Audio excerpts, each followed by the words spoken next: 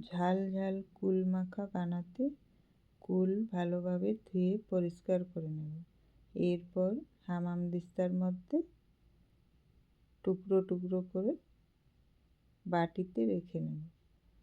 এরপর কাঁচা লঙ্কা, নুন, ধনেপাতাটাও হামানদিস্তাতে প্রত্যেকটা পিষে নেব।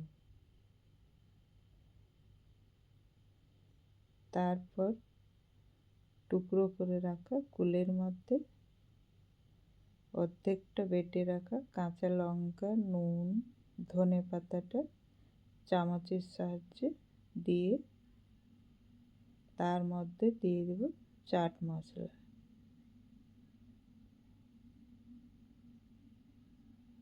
সামান্য একটু লঙ্কার গুঁড়ো দিয়ে মিশিয়ে নেব। ব্যাস রেডি হয়ে গেল আজকের রেসিপি ঝাল ঝাল কুল মাখা।